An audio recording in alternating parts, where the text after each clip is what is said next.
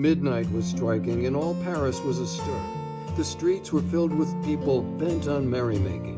It was the eve of Mardi Gras, Shrove Tuesday. Léon de Préval, a young cavalry officer, had just made his way into the Opera Ball. There, for over an hour, he wandered aimlessly amid the throng that seethed forward and backward, finding no one he knew, and quite failing to grasp the meaning of the stupid greetings flung at him from time to time by the women he passed. Finally, choked with dust, overcome with heat, dizzy with the ceaseless buzz of all these black-robed specters, he asked himself impatiently whether this were indeed pleasure, and turned to find the door. At that moment, two masked women came down the steps into the ballroom. Both were strikingly graceful, and both were strikingly well dressed. They were accompanied by a genial-looking man without a mask. A little murmur of admiration greeted them, and a band of giddy youths fell in behind them, hurling flippant compliments and extravagant gallantries at the two masks. Léon followed with the rest. At every step the curiosity of the crowd added to the numbers of the little procession. Soon it encountered a group of masqueraders, themselves the center of a cortege, who, coming from the opposite direction, threw such confusion into the ranks that one of the ladies, the younger-looking of the two, was separated from her friends.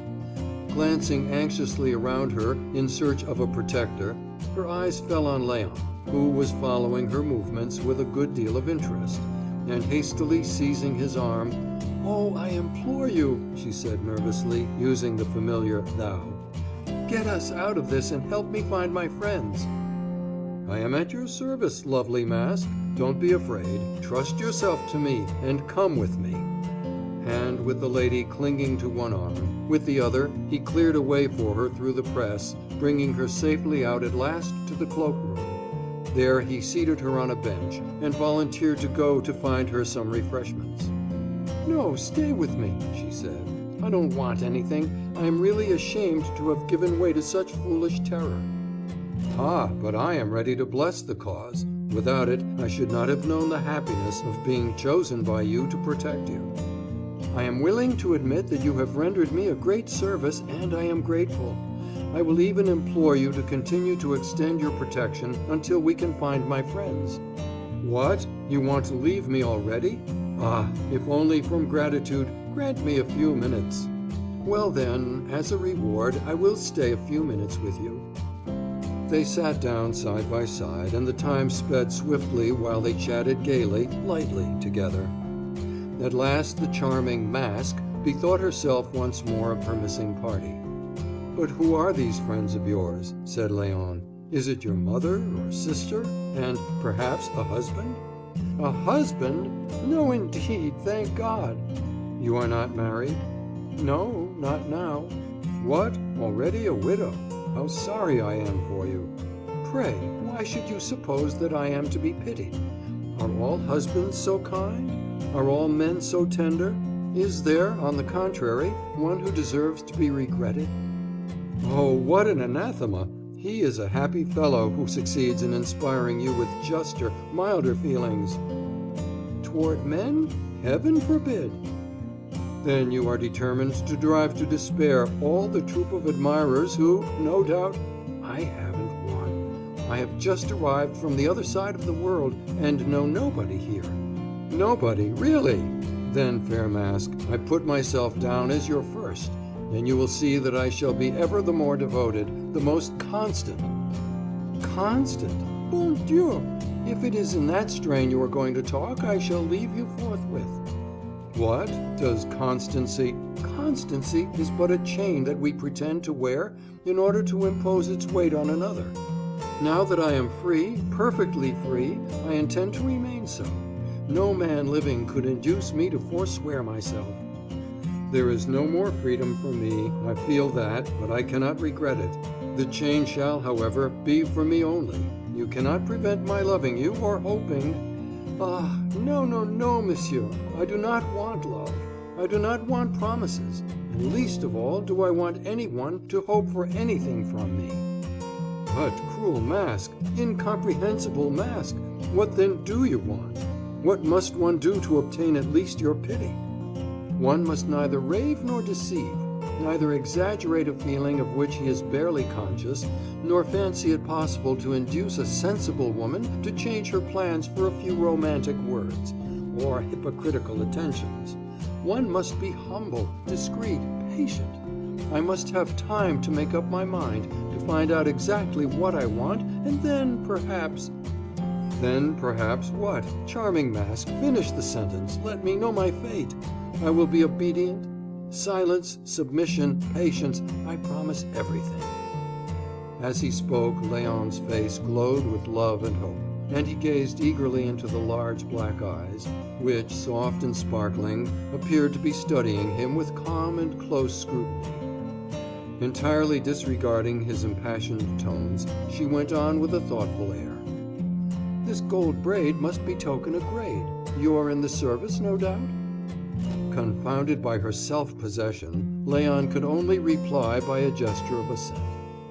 In what regiment? I am captain in the 6th Horse, he replied, a little hurt. You are on furlough, perhaps? Does your family live in this city? No, my people belong in a distant part of the country. They are far from rich, but they are honorable and highly respected. I only came up with my regiment and, like you, lovely Mask, have been but a few days in the capital. Like you, too, I know no one here. Like you, I am free, with no attachments and no ties. Fate seems to have brought me here to lose at one blow my heart, my liberty, and my peace of mind. And find in return, of course, nothing but a hard-hearted, ungrateful woman. These are the conventional things that we all say. Now, I am going to do justice to chance, that is at times kind to us, and I am inclined to believe that it has been so this time in bringing us two together. It may be that I shall have it to thank for the one blessing that was lacking in my life. Adorable and mysterious lady, if only I could fall at your feet, and there swear that henceforth Léon de Préval, grateful and humble, will do all in his power to merit so sweet an avowal. An avowal, she said. You call that an avowal? Did one ever see anything to equal the presumption of these men? But how can one help believing a little in what one so fondly hopes? May I not know who is the fascinating creature that takes a pleasure in teasing me? May I not raise the mask that hides the features, which perhaps are not so very plain? If only I might see them for a moment, if I might but read there. Can't you read all you need to know in my eyes? They are bewitching, but suppose a sweet smile went with them. She rose from her seat, and in a colder, more serious manner, she said, No, you will never see me, never know me, and never will you learn anything about me. Léon stood as though petrified. Did one ever hear of such inconceivable caprice? It is useless, madame, for me to trouble you any longer. I see you are anxious to rejoin your friends. We must look for them. She interrupted him, not noticing his anger. Léon de Préval, that's your name, isn't it? She said dreamily. Captain of the 6th Horse. Do you expect to stay long in the city? What can that matter to you, cruel one, since you do not mean to see me ever again? But what makes you think I don't mean to see you again? How little it takes to throw these wiseacres off their balance. I am, on the contrary, so determined to see you again that... Mon Dieu, my dear, whatever has become of you? Cried a woman's voice behind them. We have been hunting for you these 2 hours past. It was the friend and escort of the pretty Mask. Thus, suddenly brought together again, each in turn ran quickly over the incidents of the night. I am worn out with fatigue and bored to death, said the lady who had just arrived upon the scene. For pity's sake, let us go home. With all my heart. There is nothing to keep me here any longer. What, so soon? Exclaimed Léon. At least you will not forbid me to accompany you to your carriage? This favor was granted, and the pair followed the others out of the hall. Be merciful, said Léon, and finish the charming sentence you had begun when we were so annoyingly interrupted. We were talking of meeting again, but when, where, and how? Think that in a minute more I shall have lost everything but the remembrance of you. Will you not leave me a little hope? Ah, then he has got over his fit of temper? Do not play with me now. I am about to lose you. How shall I be able to— Well, there is just the possibility that I may come to the mi-carême ball here. 3 weeks to wait! Ye gods, 3 centuries! Yes, 3 weeks, perhaps, and perhaps never. I shall be dead by that time, dead with impatience and worry. That will entirely upset my plans. Your plans? But they had reached the door. A carriage had just drawn up, but in the darkness it was impossible to distinguish either its color or its coat of arms. A black servant was holding the door open. May I not at least cherish the hope that you will be sorry for my sufferings? Indeed, I fancy you are going to occupy my mind considerably. As she finished speaking, she sprang lightly into the carriage, and the horses dashed rapidly off. Léon stood and gazed after that coach which was carrying away from him his new conquest, and caring no more for the ball, he made his way homeward, his brain in confusion, his heart a little troubled. His mind ran upon his adventure, and he reproached himself bitterly for not having found some means of carrying it a little farther. Who can she be, he said to himself, so attractive and so odd?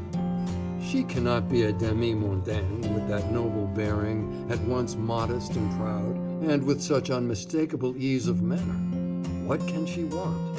And why should she alternately encourage and repel me? She talked of her plans, and wanted to know all sorts of details about me. Our meeting might prove a happy thing for her, yet I am never to see her again, and must never know who she is. Was she only playing with me? If I thought that, what a revenge I would take. But pray, how, and on whom? She may not come to the next ball. I may have lost all trace of her forever. I should be sorry, for I am convinced that she is charming. What a soft sensuousness there is in her pretty, flexible figure. What beautiful eyes she has, and what an expressive voice. And such a graceful, witty way of talking. These 3 weeks are going to be endless.